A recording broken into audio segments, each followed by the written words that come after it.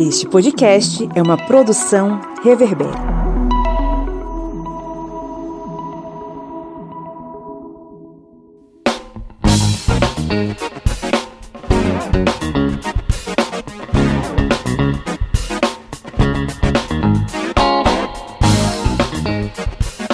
Olá, historiantes! Está entrando no ar mais uma vez o seu programete sobre as ciências humanas, é o podcast do Historiante, aquele programa gostoso do final de semana que aparece na sua timeline ou no seu feed do seu agregador para te encher de conteúdo e de informação.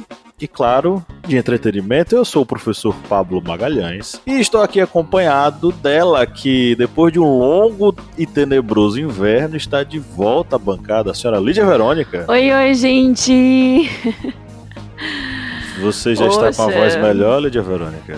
Bem melhor, bem melhor. Houve problemas, né, técnicos, e depois houve problemas de saúde. Então, assim, foi destino. Ok, seu ponto estava cortado. Vou voltar a ativar seu ponto aqui nas dependências do historiante, viu? Poxa, eu tava de licença. Lá da cidade de Alfenas, ele que estava curtindo o frio e continua curtindo o frio, não sei se está da mesma forma, o senhor Felipe Bonsanto. Bom dia, boa tarde, boa noite. Estamos aqui numa temperatura amena, aguardando ansiosamente o retorno dela, da frente fria.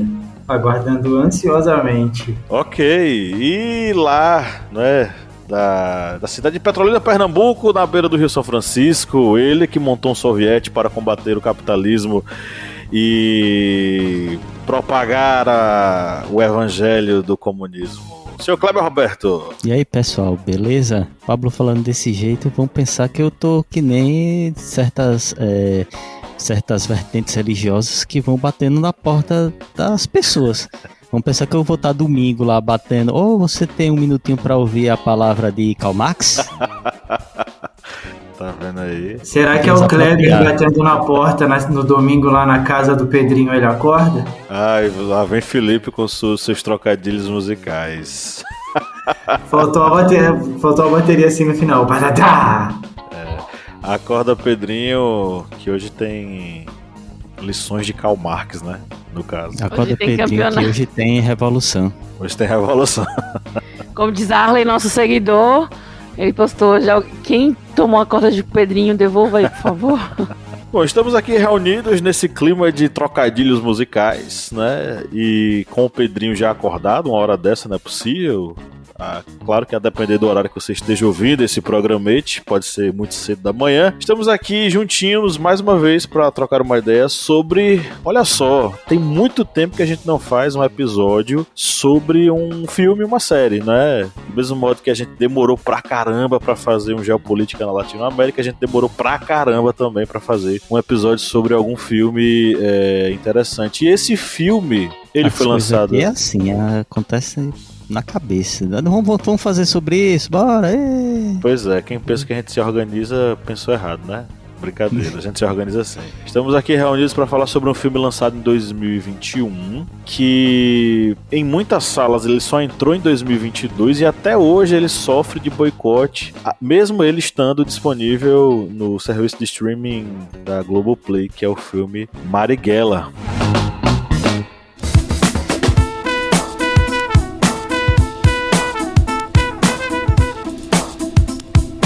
Bom, quem curte e acompanha o Historiante pode nos ajudar a manter o projeto, não é mesmo, seu Kleber? Isso mesmo. Você pode ajudar o Historiante de uma forma bem fácil. E faz como? Vai lá no nosso Apoia-se. O link é apoia.se/historiante. E além de estar contribuindo com o portal Historiante, você também vai ter uma série de vantagens, como fazer parte do nosso grupo secreto no Facebook, fazer parte também do sorteio mensal de livros. Olha só quantas vantagens para você. E tudo isso a partir, olha só, de R$4, que não dá nem para pagar meio litro de gasolina nesse ano agora de 2022. É tão pouco para você, mas é muito aqui para o Historiante. Vá lá no nosso Apoia-se e contribua. É isso aí, o link tá na descrição desse episódio.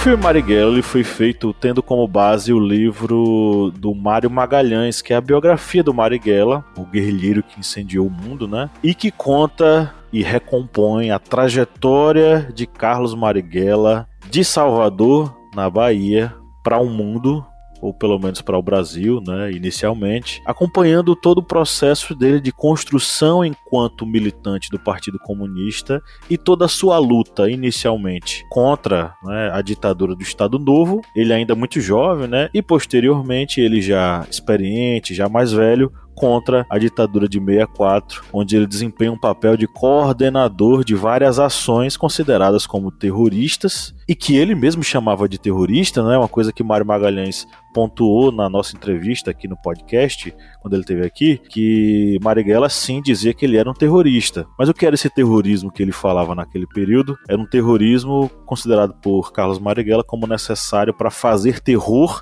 não à população, mas aos militares, né, como parte da sua luta contra a ditadura. Então, Carlos Marighella tem uma trajetória muito interessante, muito bonita, uma trajetória de luta e que ganhou as telonas com o filme do Wagner Moura, estrelando o Seu Jorge. Inicialmente não era Seu Jorge para estar lá, o convidado para participar do filme foi o Mano Brown, só que o conflito de agenda acabou fazendo com que o Mano Brown não conseguisse seguir adiante. O próprio Mário Magalhães falou isso aqui no episódio que ele participou, né, da entrevista que ele deu pra gente, mas aí entrou o Seu Jorge que, sem sombra de dúvidas, dispensa qualquer apresentação e qualquer avaliação. Tanto um artista musicalmente fantástico, quanto um ator também muito fantástico, né? E aí a gente tem uma obra que é uma obra de ação, é um filme de ação com muitos tiros, muitas bombas, muita correria, muita cena assim de deixar o coração para sair pela boca, ao mesmo tempo em que ele é um filme que resgata a imagem de uma pessoa extremamente atacada durante anos em nosso país, mas principalmente nessa última década dominada pela ascensão dessa ideologia de extrema-direita, alimentada por uma classe média branca, empoadinha, que acha que a ditadura de 64 foi um passeio ali no parque, né? Bom, minha gente, vocês assistiram tanto quanto eu. E aí, o que é que vocês acharam do filme Marighella, do Wagner Moura, estrelado pelo Seu Jorge? Bom, posso começar, gente? Eu tô em punhos aqui. Pode. É a minha metralhadora. Mas eu acho, assim, de extrema importância a existência, né, desse filme. Embora haja toda a questão artística, né, e fictícia de alguns pontos e da narrativa também, né, a gente vê um maniqueísmo, né, na história, assim, que eu acredito que seja importante, né, como reparação histórica para Marighella, mas assim, o fato dele ter sido apagado na história, né? Vocês historiadores aí podem me corrigir ou não, mas eu não lembro de ter estudado Marighella na escola. Eu acho que foi um personagem completamente apagado da história do Brasil. E assim, como forma de punição mesmo, né? Dos militares e há sentido, né, por quem reescreveu a história, escreveu e deixou de lado o papel tão importante, né, que Marighella exerceu. Ele esteve em dois governos autoritários, né? Então acho que assim a figura dele deveria ter sido um pouco mais explorada, né, nos livros de história, na história do nosso país, enfim. E eu acho que o filme foi muito importante por essa questão, né, como eu falei, reparação histórica, e também para humanizar a figura dele, né. Fora essa questão aí que Pablo falou realmente sobre a ascensão da extrema, a gente sabe que Marighella demorou, né, para ser lançado no Brasil e acabou perdendo o time, né, gente. Vamos combinar aqui, no momento que a data, né, prevista para ele ser lançado ia ser um pouquinho mais recebido, né, melhor recebido pela audiência, pelo público. Mas, além da pandemia, né, tinha um governo no meio do caminho, um bolsonarismo no meio do caminho. Então, assim, esse filme é incrível, né, pra mim, que, como eu falei, né, conhecer mais sobre a história dele. Tem um livro, né, que a gente deu uma lida, conversou com o autor do livro, que escreveu a biografia dele, mas ter essa visão artística, assim, da história, inclusive o fato de Seu Jorge ser um negro retinto, não passa em momento nenhum na nossa cabeça a ideia de relativizar a negritude do Marighella, né? Então, assim, eu achei o filme incrível e indispensável, assim, necessário mesmo. Especialmente, né, para os anos 2010, é uma obra de arte realmente necessária para a nossa história, né, do nosso país. Eu vou discordar um pouquinho da Lídia, no ponto quando ela fala a questão do time. Eu, quando estava assistindo o filme, eu assisti o filme um tempo atrás, né, logo que ele lançou, tudo, eu consegui assistir ele no cinema, e ontem eu assisti ele novamente pra gente gravar, e nesses 2 momentos me vieram muito à cabeça a questão do período que ele foi gravado, né? Tem toda a questão da história em si, a história, ela mostra muito como que existia, como que o discurso anticomunismo, da questão da ordem, da necessidade de ordem que existia naquela época, né? O patriotismo, igual quando passam as crianças cantando o hino da bandeira no pátio da escola.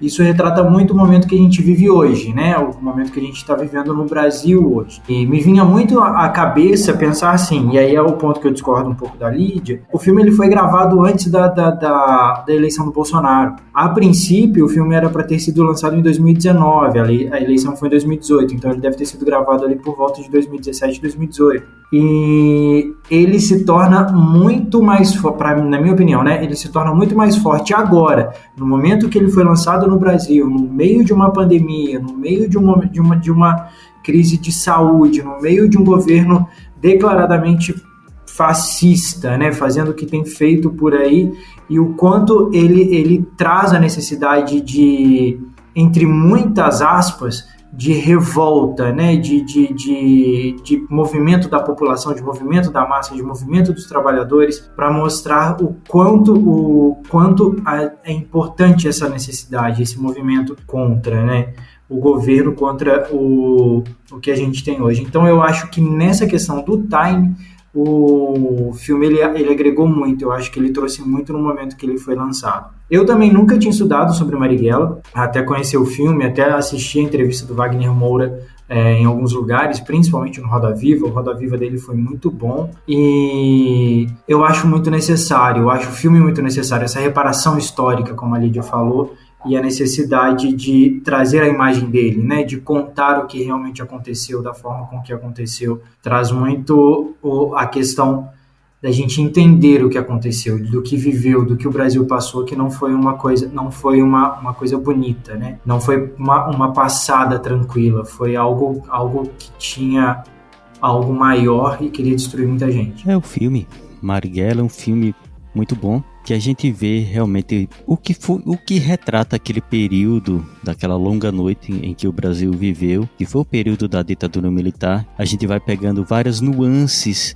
daquele período em que Marighella ele acabou sendo assassinado, porque dentro desse cenário onde ele foi assassinado, o Brasil já vivia o AI-5, que era o ato institucional número 5, que foi o mais severo com relação às liberdades individuais, que é um AI-5 que é sempre lembrado por determinados políticos, né? Sempre quando eles se veem ameaçados disso, a gente podia voltar ao AI-5, não sei o que, voltar ao AI-5. Toda vez que eles se sentem ameaçados, eles falam isso. Por que eles falam isso? Porque esse ato foi um dos mais cruéis, porque o presidente, por exemplo, tinha autoridade para fechar o Congresso, foi suspenso o direito de habeas corpus para as pessoas que cometiam crimes políticos, tinha ilegalidade das reuniões políticas, ou seja, foi algo bem cruel. E dentro disso aí tem a tortura, que é algo retratado no filme.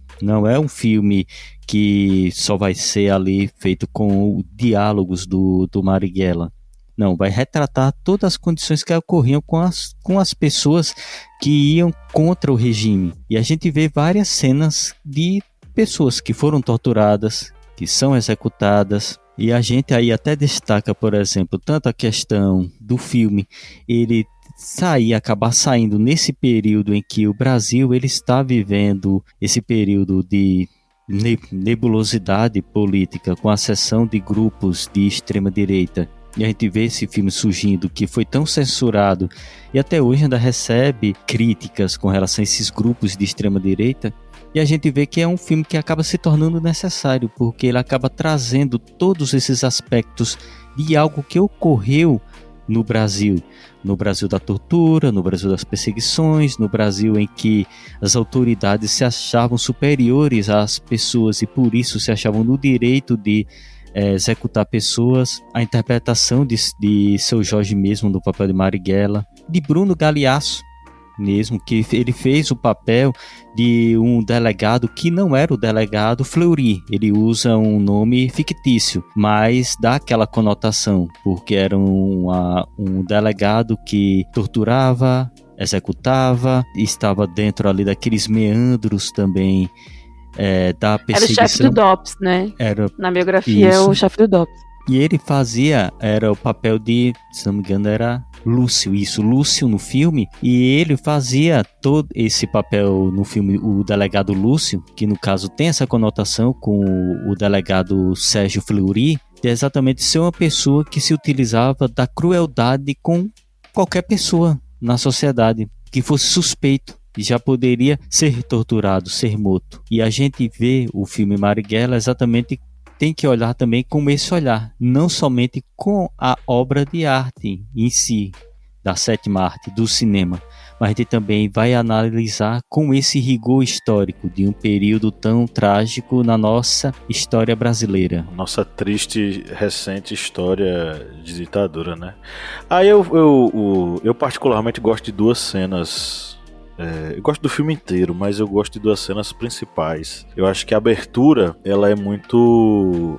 ela já coloca a gente dentro de um clima de ação. E eu acho que por isso que o filme ele agradou tanto enquanto entretenimento também. Aquela cena inicial deles assaltando o trem, né, em busca das armas para roubar as armas para eles utilizarem na guerrilha, né? É uma cena fantástica, é uma cena digna dos melhores filmes, na verdade, das melhores indústrias cinematográficas do mundo inteiro. Não que a nossa não seja. O que eu quero ressaltar é que ela é muito bem feita, é muito interessante, a forma como os personagens se organizam, aquela coisa de você ser introduzido naquele clima de tensão e naquele clima de ação que vai marcar o filme inteiro, né? Tudo isso ao som de Chico Science. E tem uma cena fantástica que é a cena onde o Wagner Moura resgata o hino nacional que foi sequestrado pelos movimentos conservadores de extrema-direita, como se fosse deles. O resgate ao hino nacional é feito quando os guerrilheiros se reúnem, né, de mãos dadas e cantam a plenos pulmões o hino nacional. E vale ressaltar, inclusive, que o Marighella, em diversos momentos ao longo do filme, e na história mesmo, ele se refere a si e aos seus colegas como patriotas. Não é o patriotismo made in USA que a gente tem hoje. É o na leitura do manifesto na rádio, eles também colocam o hino nacional. Eles colocaram. Sim, sim. E o termo patriota. Todo patriota, que ele fala também na rádio. Esse patriota é o patriota que defende o seu país e não aquele que ama os Estados Unidos. É uma conotação, inclusive, e é um termo que também foi sequestrado, ser patriota. Por que nós, que defendemos os povos marginalizados, criminalizados, as minorias, por que nós não somos patriotas? Por que eles, que vestem a camisa verde e amarela, que defendem os Estados Unidos e pediam que o Trump ajudasse, fizesse uma invasão aqui, salvasse os brasileiros, por que eles são patriotas, né? Então, é um resgate desses símbolos que foram sequestrados. Então, eu acho que, pra mim, essa é uma parte muito marcante, né? Eu acho que pra vocês, outras cenas são mais marcantes e tal, vocês vão poder falar sobre isso. Eu vou passar a bola adiante perguntando o seguinte pra vocês. O Marighella foi muito boicotado, né? Vocês muito bem falaram. Tinha que ter estreado há muito tempo atrás. Lídia acha que demorou muito. O Felipe acha que não, que tá no tempo certo. E tudo bem, eu vou respeitar a opinião dos dois. Mas o que eu queria botar é o seguinte: por que Marighella faz com que as pessoas se sintam tão incomodadas? Faz com que essa parte da direita tona se sinta tão incomodada. Falo isso também porque vocês disseram que não estudaram Marighella, assim como eu também não estudei Marighella em momento algum da minha vida escolar. E nem da acadêmica, viu? Quando a gente passa pela academia, dificilmente você vai ouvir falar de Marighella, a não ser que você participe de algum grupo de pesquisa e vá atrás. Porque até então é um nome que sequer é mencionado, mesmo nas aulas de Brasil República relacionada ao período da ditadura militar. Mas o que eu quero perguntar a vocês é o seguinte, vou passar a bola adiante perguntando o seguinte: por que vocês acreditam que o personagem Marighella e o próprio filme Marighella, por que vocês acham que ele incomodou tanto as pessoas próximo do seu lançamento? O que vocês acham? Eu acho que primeiramente, o preconceito pelo Olha, discurso. quanto tempo a gente não bate a cabeça. Tava com saudade de bater cabeça com a Lil. Vai. Eu acho que, assim, o desconhecido incomoda, né? E ver, né, que um homem negro era digamos assim, como é que eu posso dizer? Não é nem o ponto central, mas o protagonista, né, da história dele e da influência que ele causou na nossa política, né? Eu acho que isso incomodou bastante, o fato dele ser um homem negro, de esquerda, né? E eu acho que o ponto-chave é esse, do incômodo da direita, porque o fato do Seu Jorge ser um negro retinto foi algo de, assim, imensa repercussão e discussão entre esquerda e direita, inclusive pessoas de esquerda, né, que se equivocaram aí com essa questão da coloridade. E houve uma discussão prolongada sobre o fato dele ser negro.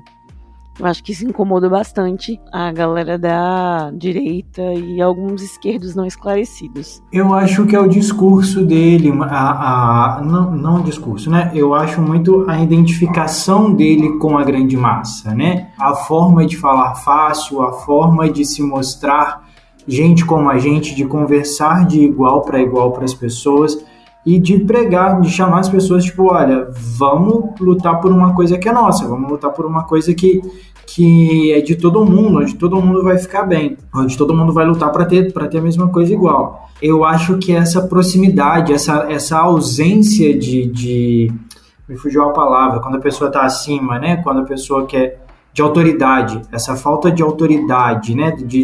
Não é autoridade. Enfim, essa falta de se sentir acima das pessoas, de se mostrar acima das pessoas, eu acho, e o poder do discurso dele... Superioridade, sentido de superioridade. De superioridade, obrigado. E o poder do discurso dele, eu acho que isso encanta muito todo mundo e isso acaba assustando quem quer manter o poder na sua mão, né? Quem quer se manter no poder, quem quer continuar separando as pessoas e ter cada vez mais, enquanto outros têm cada vez menos.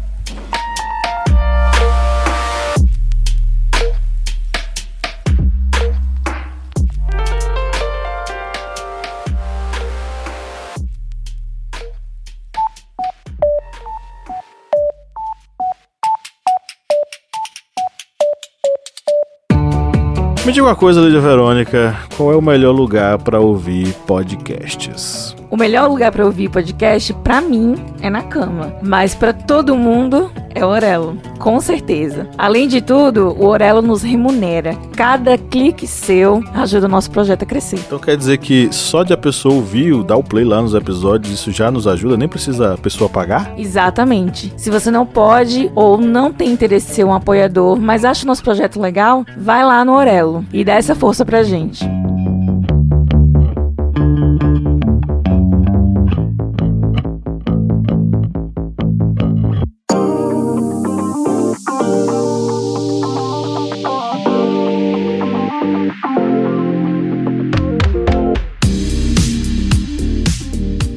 Eu acho que o filme Marighella, ele incomodou essa classe reaça que existe no Brasil por vários motivos. Logo de cara, utilizaram Seu Jorge, um ator negro, para ser a pessoa que vai contra um sistema que os reaças dizem que foi às mil maravilhas. Para os reaças, a ditadura militar não existiu, né? Eles dizem isso, não existiu ditadura, foi uma revolução democrática, cívico-militar que evitou a entrada dos comunistas no Brasil, dos comunistas Papai Noel e do Coelhinho da Páscoa. O conto de fadas do reacionário, né? É, o conto de fadas, é o fantasma, o que puxa o pé das criancinhas adultas quando eles estão dormindo, é o fantasma do comunismo. E aí eles criaram essa áurea com relação à ditadura militar, a esse período. E esse filme traz à tona exatamente isso, um movimento que é contrário, trazendo a pessoa que era tida como inimigo número 1 da ditadura. E o filme Marighella, uma parte boa é que eles não fazem, digamos, ocultam o que Marighella fez. Marighella disse que ia sim tomar os atos, se eles chamavam ele de terrorista, sim, ia fazer o terrorismo. Que aí vem seguir logo uma cena de um ataque à granada, acho que o consulado dos Estados Unidos. A gente tá metendo tanto spoiler aqui, quem não assistiu... Bem, bota no aviso, Pablo, ali na descrição do episódio. Contém spoilers. Beleza. Mas essa parte exatamente, que eu acho que foi a parte que causa maior revolta. Logicamente, há toda aquela revolta porque muitos que ficam aí aladeando são gados. Como a própria chefe de cozinha, Paula Carosella, ela comentou. É uma galera burra. É uma galera que não pensa por si só. Aí se o líder diz tem que atacar, lá ali nos grupos de WhatsApp, eles vão atacar. E é isso que aconteceu. E por isso houve toda essa balbúrdia com relação a não assistir o filme, a boicotar o filme, a todos esses movimentos contrários. Mas tudo isso aí é devido a essa áurea que o filme trouxe de mostrar como foi a ditadura militar no Brasil. Inclusive utilizando de alguns recursos, por exemplo, os personagens, alguns deles, na verdade muitos deles, não foram retratados necessariamente com o nome de fato que eles tinham, né, na época. Claro que quem conhece a história ou quem foi pesquisar depois, viu que cada personagem tinha, né, um correspondente histórico, ou não apenas um, vários, né, que passaram pelo processo de tortura, de perseguição, enfim. Então, Kleber mesmo mencionou, né? O Fleury não é Fleury. Como é que é o nome dele mesmo? Do personagem do Bruno Gagliasso? Lúcio. Lúcio. O delegado Fleury Paranhos, Lídia lembrou. Não, é engraçado que os outros têm nome, né? O seu nome, Frei Henrique, Humberto. Eu gostei muito disso, Humberto Carrão chama Humberto, eu achei muito legal. A Bela foi Bela, só a Clara que, né, não dava pra ser Adriana Esteves. Mas o delegado Lúcio, eu achei muito, sei lá, uma alusão a Lúcifer, será?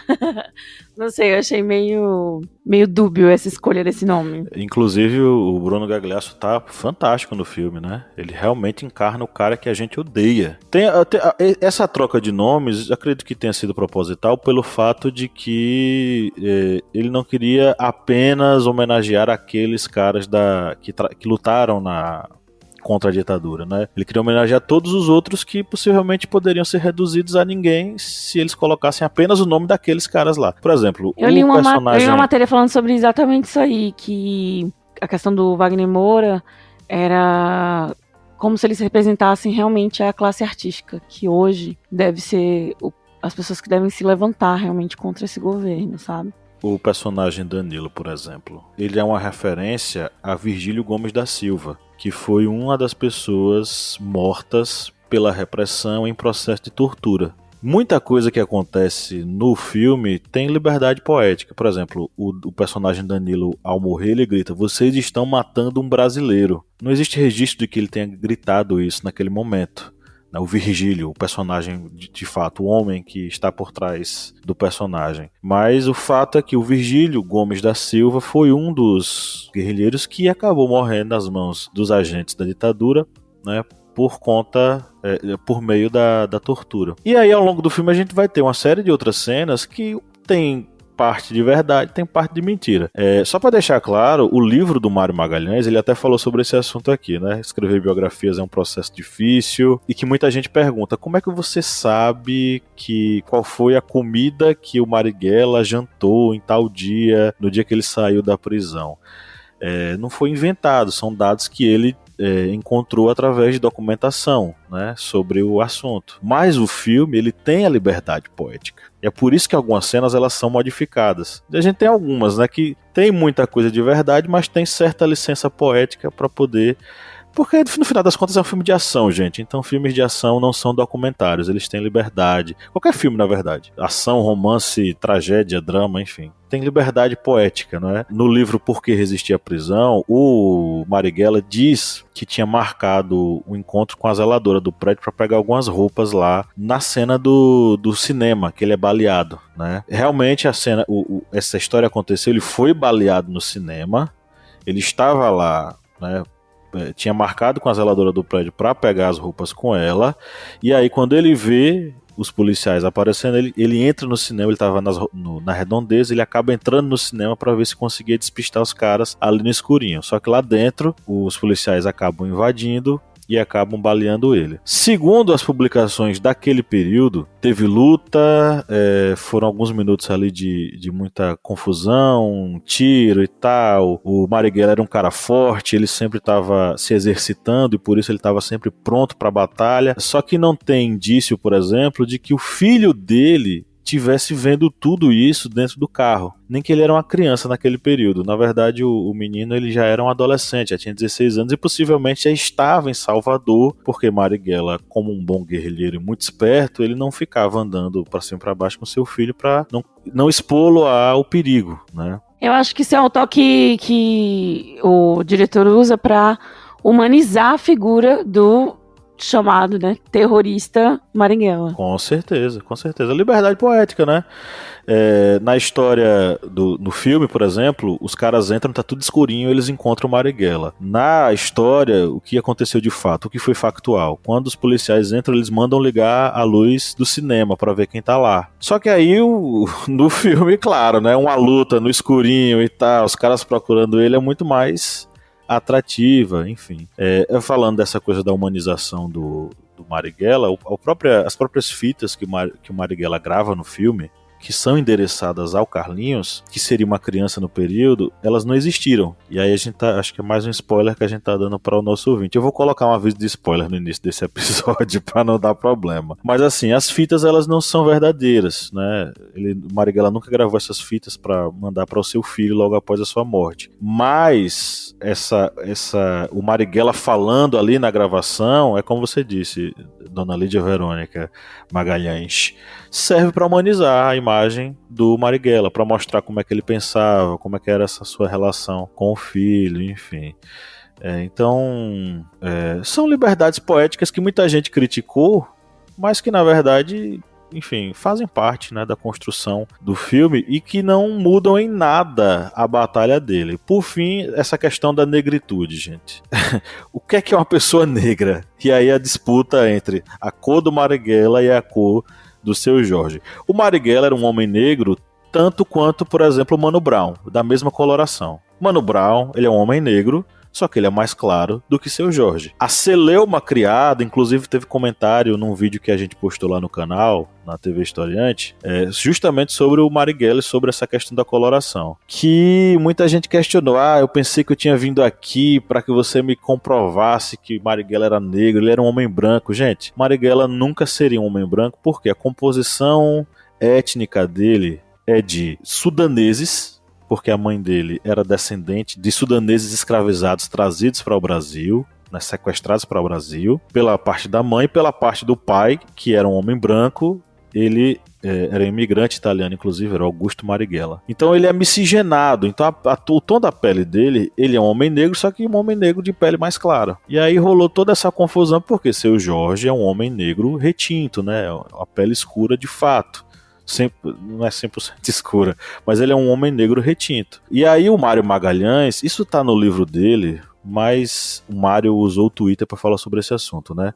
Ele reforçou a ideia de que, na época de Marighella, quando ele estava vivo, o Mário Magalhães disse, todo mundo sabia que ele era um homem de cor. Inclusive, de um lado, Marighella se afirmava como um mulato baiano, hoje em dia é um termo pejorativo, mas na época significava um homem mestiço da Bahia, e teve o caso em 1947 que um deputado criticou a presença de Marighella. Era um colega dele de Câmara e estava criticando a presença de Marighella naquele momento, e ele falou o seguinte, o Altamirano Requião falou o seguinte: não permito que elementos de cor como Vossa Excelência se intrometam no meu discurso. Era o Marighella lá questionando por que o colega tinha levado um carro da Câmara, de uso da Câmara para Bahia, né? Enfim, são controvérsias e tal, mas sinceramente isso não muda em nada a qualidade e a objetividade do filme. E aí eu passo a bola para vocês justamente nesse aspecto. Vocês têm algum ponto que gostariam de destacar do filme? O que é que vocês gostariam de evidenciar aí, que vocês gostaram mais? Na verdade, eu queria jogar uma pergunta para os dois historiadores, né?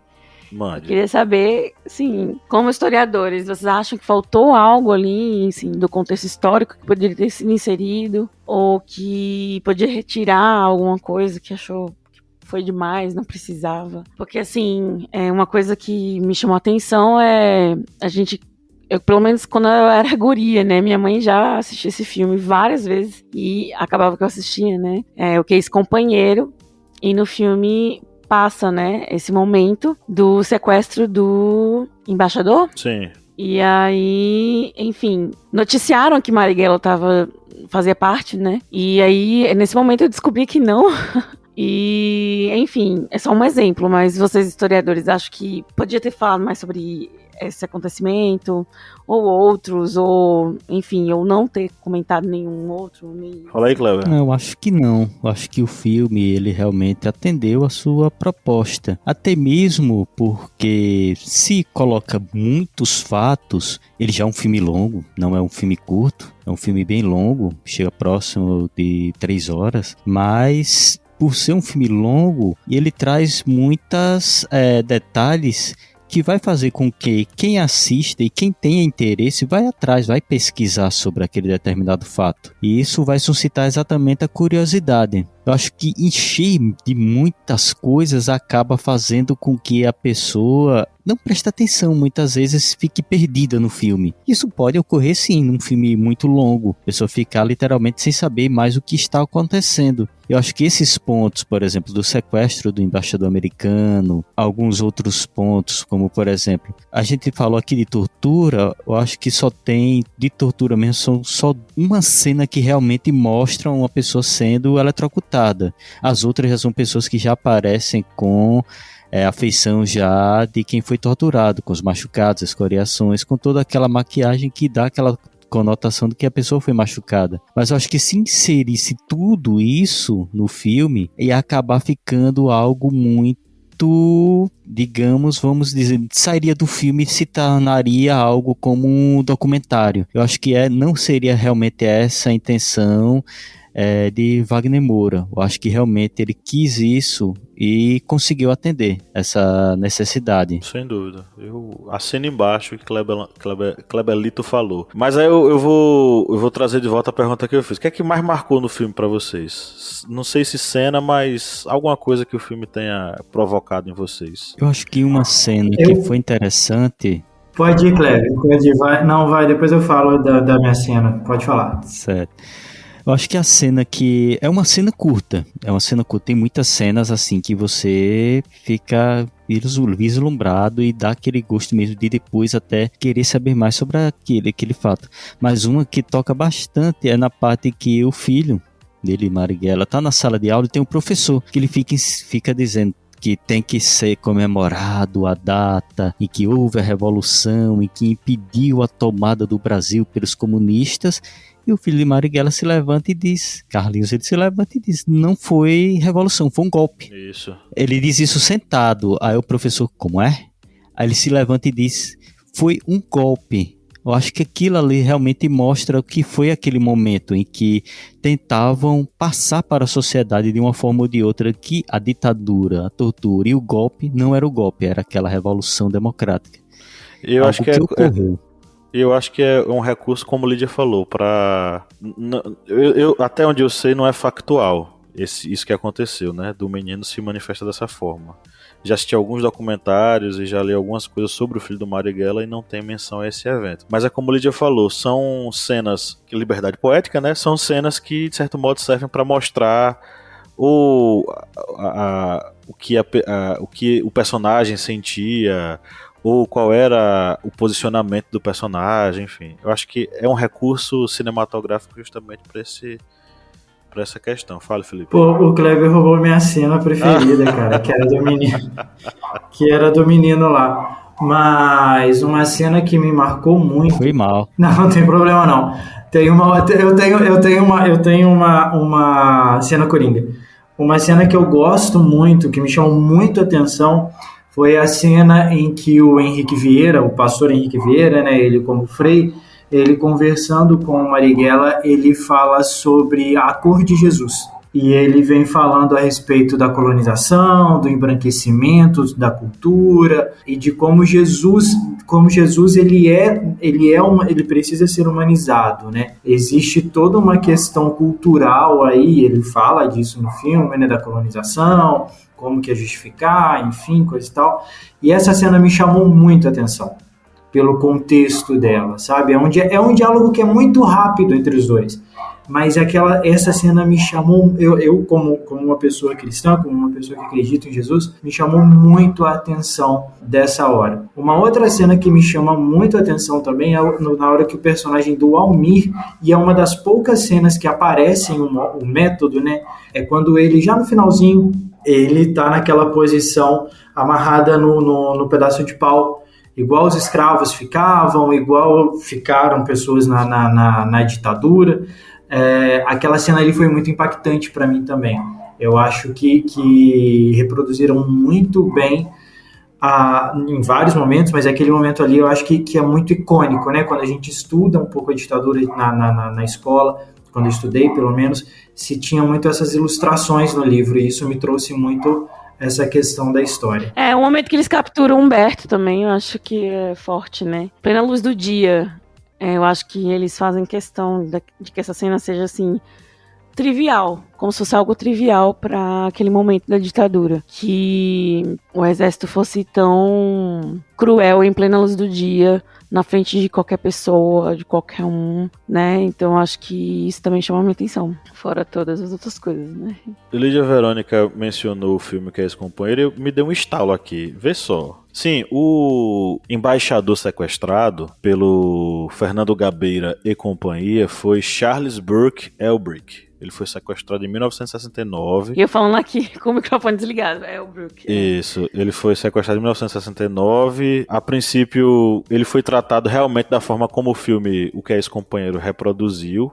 Ele não sofreu violência e tal. E, na verdade, ele teve até uma relação amistosa com sequestradores, que eram membros da guerrilha armada contra a ditadura. E aí, me deu um estalo aqui agora. No filme, o Marighella é mencionado como um dos responsáveis pelo sequestro, né? Inclusive foi um sequestro que saiu muito positivo para os sequestradores, porque eles conseguiram libertar 15, né? 16 ou 15? Não lembro o número exato agora, mas eles conseguiram libertar... foram 15. Eles conseguiram liberar 15 companheiros que estavam presos, que foram capturados pela ditadura, pela repressão da ditadura, e eles não foram pegos inicialmente, né? Posteriormente é que alguns membros do grupo vão ser capturados, mas inicialmente eles vão conseguir realmente, de fato, libertar os prisioneiros. E aí, o que me deu estalo foi o seguinte: no filme Marighella tem a menção a esse processo, né? Eles mencionam que vai acontecer esse sequestro. Marighella se coloca contra, né? Ele não quer que isso aconteça, que o sequestro seja feito, mas 2 membros do grupo de Marighella vão participar e eles discutem isso no filme.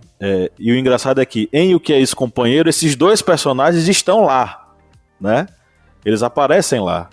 Eu não vou lembrar os atores, mas um deles é Matheus Nastergaile, que faz o personagem que é justamente o Virgílio. E o padre, o pastor Henrique Vieira, que é o Frei Henrique, né, no filme, ele é uma referência aos padres que apoiaram Marighella naquele filme Batismo de Sangue. Vocês lembram de Batismo de Sangue, gente? Ah, sim. Não, o filme não vi não, mas a história...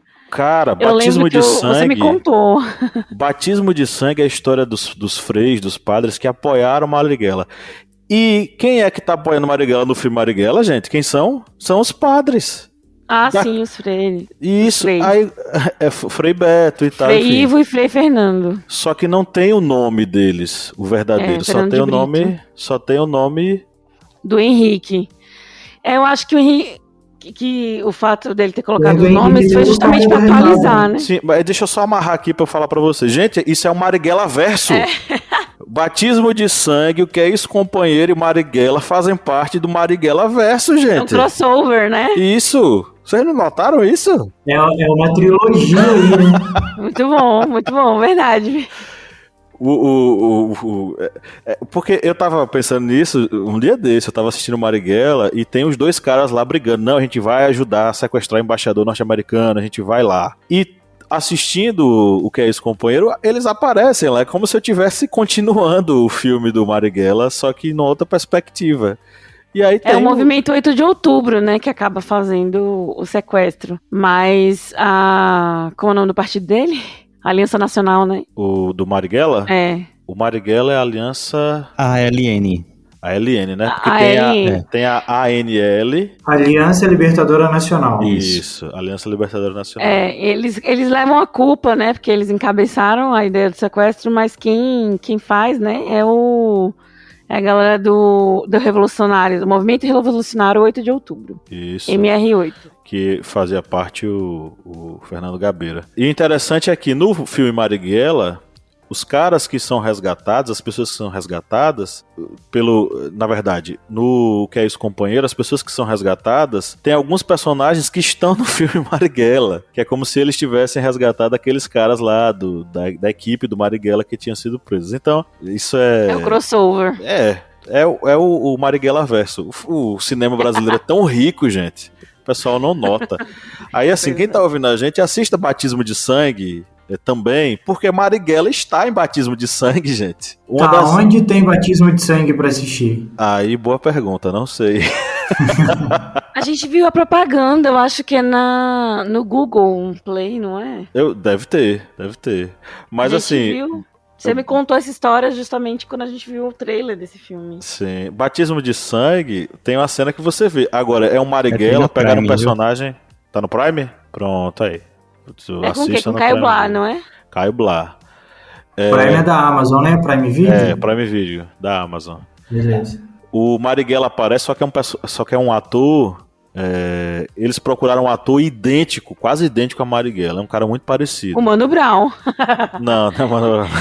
Até o bigode fininho. Mas tá lá, tem uma cena que você encontra Marighella falando com os padres sobre o manual. Ele tá, na verdade, imprimindo o manual, porque, se não me engano, foram os padres que imprimiram o manual do guerrilheiro, né, que Marighella escreveu. E aí ele vai distribuir, a partir da ajuda dos padres, ele vai começar a distribuir. É idêntico ao que aconteceu no filme Marighella. Marighella recebeu apoio desses padres que tinham um posicionamento contra a ditadura, né? E que, infelizmente, eles foram torturados e tal. E a história deles está em Batismo de Sangue. Olha só como o cinema brasileiro é rico, minha gente. Então vamos às indicações, né? Falar em cinema. Pronto, então simbora. Vamos pra... Alguém quer falar mais alguma coisa? Vocês querem amarrar alguma coisa, Felipe, Kleber? Amarrar? Acorda, Pedrinho. Amarra aí, Felipe. Amarra, Pedrinho. Amarra, Pedrinho. Não, para não, pô. Você quer falar alguma coisa? Quer fazer a consideração final? Não tenho. Eu só queria falar que o filme ele é necessário, sabe? Até a gente estudando para pauta aqui, tem uma matéria onde tem uma entrevista com Wagner Moura e ele fala, né? A luta de Marighella é a luta de hoje. A gente está em ano de eleição. A gente está vendo muitas coisas acontecerem esse ano e eu acho que a fala do Wagner nessa entrevista, pelo menos, até na do Roda Viva, recomendo a entrevista dele no Roda Viva, mostra o quão necessário e o quão é importante o nosso voto esse ano, sabe? A gente está numa semana extremamente pesada, a gente perdeu o cara no Sergipe essa semana, numa câmara de gás dentro de um carro, a gente teve uma chacina no Rio de Janeiro, a gente teve fora do país assassinato de pessoas, de crianças, sabe? E a gente precisa pensar muito pelo caminho que a gente está sendo direcionado. e o quão é importante o nosso voto agora. Um apelo, né? A gente falou aqui durante o podcast sobre patriotismo e nacionalismo. Aqui no Brasil não se faz patriotismo. O pessoal fica plotando carro com bandeirinha do Brasil e andando com bandeirinha, camisa da CBF. Isso não é patriotismo, gente. Porque patriotismo, a pessoa que é patriota, ela vai ter o respeito pelos símbolos nacionais, pela cultura nacional, tanto material como imaterial, e também vai ter o respeito e também o amor ao próprio povo, sendo solidário com seus próprios compatriotas. Isso aqui no Brasil, a maioria dessas pessoas que ficam plotando carro com bandeira no Brasil não gostam da cultura nacional, não querem ver o bem do povo. Essas pessoas que plotam aí, eles são muito mais nacionalistas, porque o nacionalista ele se vê muito mais ligado a um grupo, muitas vezes um grupo dominante, alguém com a ligação ou religiosa ou social, e esse nacionalista se sente superior aos outros. Em termos, por exemplo, de nação. A minha nação é superior que a sua. Ou seja, no Brasil não temos patriotas. A grande maioria dessas pessoas aí que andam com camisa da CBF são nacionalistas, porque se acham superiores aos outros e não querem ver o bem dos seus compatriotas.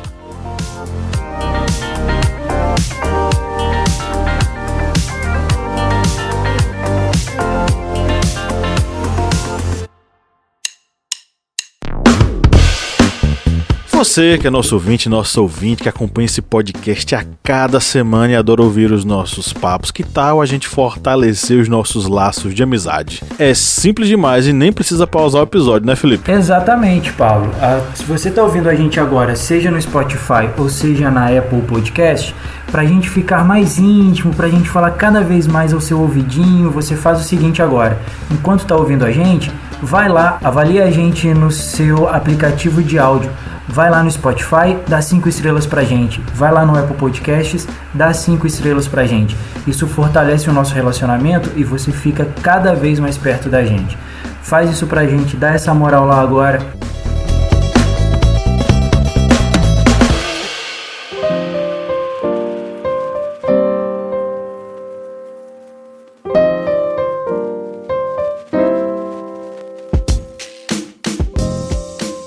Então vamos às nossas indicações. Nosso quadro de indicações é um oferecimento aos nossos apoiadores. E aí, Felipe, o que é que você tem para dizer aí para os nossos apoiadores? Bom, mandar um beijo, um abraço para os nossos apoiadores. A gente vai oferecer as indicações dessa semana para eles. E eu vou escolher 3 aqui para fazer a dedicação especial, na verdade, para elas. Vou escolher 3 mulheres aqui. A Alessandra Fonseca, a Larissa da Costa Moreno e a Luciana Correia de Oliveira. O oferecimento dessa semana é para vocês 3, para a Alessandra, para a Larissa e para a Luciana. E aí, galera, qual a indicação de vocês hoje? Bom, vou começar com as minhas aqui, então. Eu vou indicar assistir Marighella me lembrou muito de Bacurau. E não da questão histórica em si, não, mas assim, da revolução, né, da revolta. E Bacurau é um filme que é muito necessário e é muito presente agora. Então é meio que uma indicação dupla aí, né? Eu queria indicar o Mamilos, o podcast Mamilos, que foi feito a respeito de Bacurau. Chama Bacurau Descolonizando o Olhar. É um podcast do Mamilos, que é do B9, que é muito bom. E leva alguns autores, leva o autor aliás, na verdade, o escritor de Bacurau. É muito interessante esse podcast, tá? Eu vou atravessar essa indicação aí, hein, Felipe? Oi? Eu me sinto obrigada a atravessar essa indicação sua aí. Eu acho que a gente também pode indicar aí nosso podcast com o Kleber falando sobre Bacurau. Com Kleber Mendonça falando sobre Bacurau. Acho que vale a pena. E eu vou indicar também, eu vou fazer um merchan aqui puxando para mim e para Catiane. Nós somos colunistas no Zero Águia, que é um perfil que tem no Instagram, e a gente tem um site também, o Zero Águia, que é sobre notícias internacionais. Procura a gente lá no Instagram, @Zero Águia, tá? Tô ficando famoso, tô ficando importante aí. Perdão. E de música, eu vou indicar uma música do Legião Urbana, que eu gosto muito, chamada Perfeição, que fala sobre a celebração do Brasil podre. É uma música que eu conheci na minha adolescência. Sempre gostei muito de Legião, e essa música me remete muito ao Vamos período celebrar da a ditadura, estupidez humana, a estupidez de Essa todas as música é nações, maravilhosa, o meu cara. país e sua corja de assassinos, covardes, estupradores e ladrões. Cara, essa música, eu arrepio só de ouvir essa música. Eu vou indicar ela e vou indicar também para uma baladinha, para uma coisa bem gostosinha, uma música chamada Flor de Laranjeira, de uma dupla chamada Beiradeiros. Tenho ouvido bastante eles, gosto bastante do som deles, e fica a minha indicação aí para essa semana. Bem, vou indicar aqui um livro, que é o livro Belo Monte, de José Rivaí Macedo e Mário Maestre. Esse livro é um livro pequenininho que vai falar sobre a história da Guerra de Canudos. Esse título, Belo Monte, é exatamente porque Antônio Conselheiro batizou a região, o local onde ele fez o Arraial de Canudos, como Belo Monte.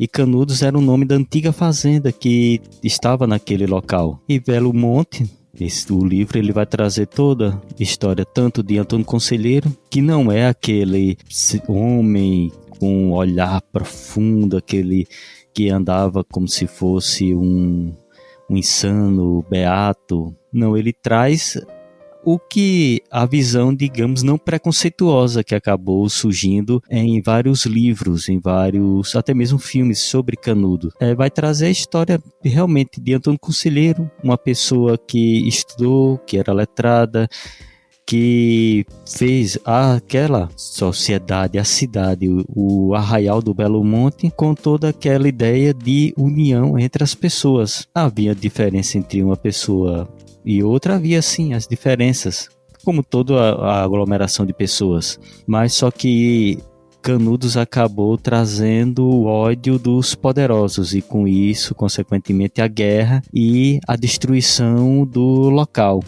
que lutou até o fim, que não se rendeu, foi destruída com as pessoas lutando até o último homem. Como dicas aqui já musicais, eu vou trazer uma música que pertenceu à trilha sonora do filme Marighella, que é a música Monólogo ao Pé do Ouvido, a primeira parte, e a segunda parte é Banditismo por uma Questão de Classe, que é de Chico Science, Nação Zumbi. Essa música é uma música excelente, que eu acho que representou bem a introdução do filme, que essa música ela vai passar no filme exatamente na parte que está tendo aquele roubo ao trem, onde tem os armamentos do exército. E a outra música que eu vou trazer é Salve Canudos, de Fábio Paes e Jurema Paz, que vai retratando também o que foi a Guerra de Canudos. Perfeito, muito bom. Bom, a minha indicação é o filme O Que é Ex-Companheiro, que faz parte eu do assisti... Marighella Verso.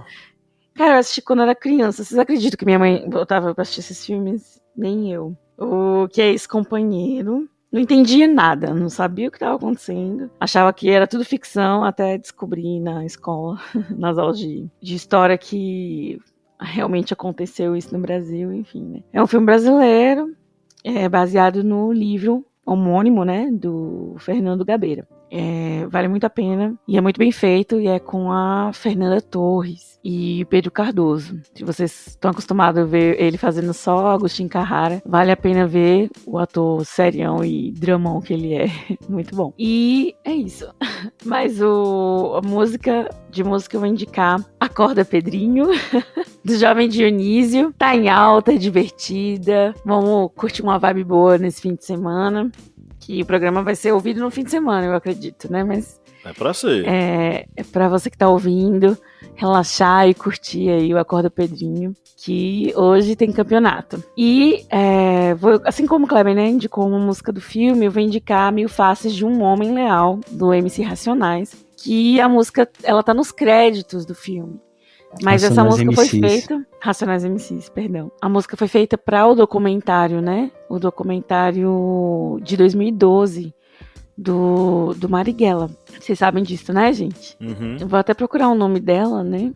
A Isa Greenspoon Ferraz. que fez o documentário de Marighella, falando sobre a militância dele, né? E, inclusive, essa música da Mil Faces de um Homem Leal, ela ganhou a melhor música do ano pela Rolling Stones. Então, assim, para vocês verem a importância não só da música, né, mas do contexto e da história contada ali. É isso. Curtam esse fim de semana aí com essas indicações. Pablo não teve muita indicação hoje, né? Até durante o programa a gente indicou muita coisa. Acho que foi um programa recheado de indicações, na verdade. Pacto de Sangue mesmo, nem entrou na lista batismo, aqui. Batismo de Sangue. Perdão, Pacto de Sangue é um filme de terror. É isso mesmo. O pessoal vai ficar procurando o Marighella lá no pacto. Cadê o Marighella? Né? Qual foi o pacto que ele fez? Bom, eu vou indicar primeiro o Marighella Verso, que a gente acabou de criar aqui.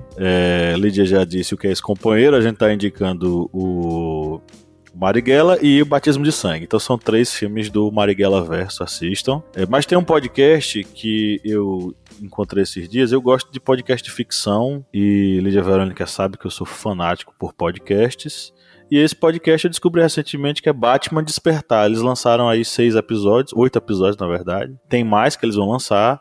E é um podcast, uma história do Batman, né, na sua melhor essência, né, o Batman enquanto detetive. O pessoal que não sabe, o personagem Batman, ele surgiu numa HQzinha chamada Detetives alguma coisa, meu Deus, como é que era mesmo? Era um HQ, o título da HQ era Detetives, e o Batman era um detetive. Então, na sua melhor essência de detetive, é uma história do Batman muito interessante e você escute porque vale muito a pena. Foi lançado em vários idiomas. No Brasil tem a voz do Rocco Pitanga como Batman, e aí tem Camila Pitanga, tem a Tainá Miller, entre outras vozes bem legais que fazem parte. E aí, como música, eu vou indicar uma que é Saltwater, da Ravina. Mandei pra minha esposa disse que era uma música sexy, só que eu falei que a letra é triste. Ela realmente, a letra é triste pra caramba. Não tem nada de sexy. Mas é um soul, né? Soul, toda música soul, né? Tem esse swing, esse gingado bem gostoso e tal, mas a letra é meio triste, mas a melodia é gostosinha, você vai gostar. E tem a música, claro, do Raul Seixas. Eu também vou reclamar, eu tenho uma história com essa música. Gente do interior, de cidade pequena, eu não sei vocês, né? Mas eu lembro muito que tinha muita...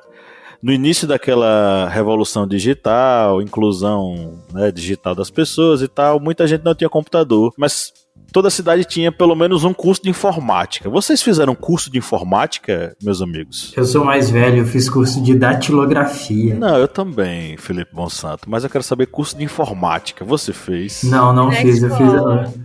Não fiz, não. Aquele curso de classicão de informática que era pra você aprender a mexer no Word, no PowerPoint. Brincadeira. Microlins, é mais ou menos Microlins. Ele tá fazendo propaganda Microlins, mas enfim. Não vai pagar a gente. Existe isso ainda, curso de informática? Não, mas na minha época da minha infância, pré-adolescência, tinha. E o dono desse curso de informática deixava tocando uma música no computador, deixava músicas tocando no computador, né? E frequentemente era um CD do Raul Seixas e tocava essa música. Eu também vou reclamar. Toda vez que eu também vou reclamar, eu me lembro das minhas noites de aulas nesse curso de informática no rincão do Brasil chamado Uauá, no coração da Bahia. Né? Dei essa volta pra dizer que essa música eu tenho boas lembranças com ela. Vai pra nossa playlist. Então é isso. Lídia Verônica, faça o encerramento aí. Nossa, gente, tudo eu. Você passou o tempão aí, rapaz. Voltando agora, faça aí o encerramento. Então vamos nos despedir dos nossos ouvintes. Obrigada a você que esteve aqui com a gente nesse episódio, que chegou até aqui. Não esqueça de nos seguir no Instagram, no Facebook e seguir aqui também na plataforma que você está ouvindo a gente. E a gente também está no Orelo, se você quer apoiar o nosso projeto, não sabe como e não tem como, um clique apenas, você já ajuda o nosso projeto a crescer. Lá no Orelo, seu clique remunera a gente. Então, fique à vontade para dar vários cliques. E é isso, gente. Vamos se despedir aí ao nosso tchau coletivo. No 1, 2, 3 e tchau!